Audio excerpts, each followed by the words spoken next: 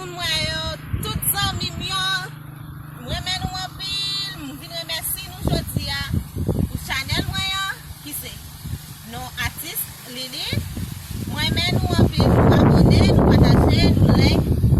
Bon, ta souwete nou kontinye fè sa, ou men ki pou fè sa, ta souwete ou passe sou chanel artiste Lili nan, abone, pataje, like. Mwen men nou an pil, map toujou la pou nou, map toujou pote bon bagay pou nou. Film, feuilleton, et bagay pou ki fè nou ri, konsatou kabote mizik pou nou. Nou ete la, suiv mwen, pa la game, mwen la fè nou disco. Merci.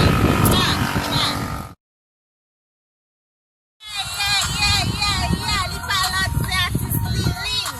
Je te mwen ak kay la, mwen kontan la avek nou. Mwen pa fini pou la bagay, mwen fini pou m'di nou merci, pou abone, pou komante, pou like, pou pasyans pou konson avem.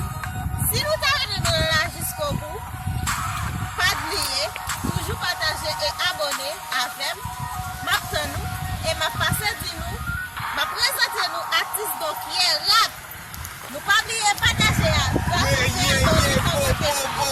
Nou kote sali deja, yo, artiste Lilin, artiste Dokiye, ou pran, yo, nou bal ki bagay, ou pran, yo, toto ki bagay, yo nou gen pou n'achete aparey nou, pou nou travay, pou nou bay moun plezi, ou pran, sou chanel artiste Lilin nan, artiste Lilin, nespa?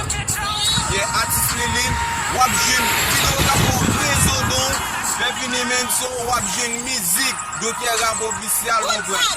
Good bagay. Yo. Nou ki pa sonje a Dokiye rap, nap wèl nan film pa fè mal numéro 1 et 2. Yeah. Numéro 1 et 2. Mwen give li yo, c'est Lilin.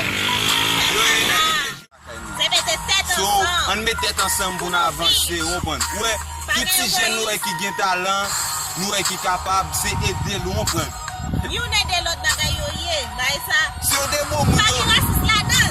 Si yo de moun yo ta fè komando kamera pou nou, yo ta fè komando kamera ou laptop pou nou kave. Tournage liye.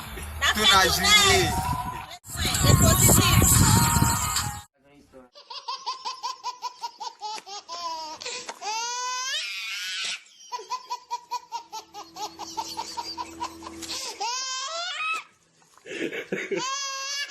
Ha ha ha!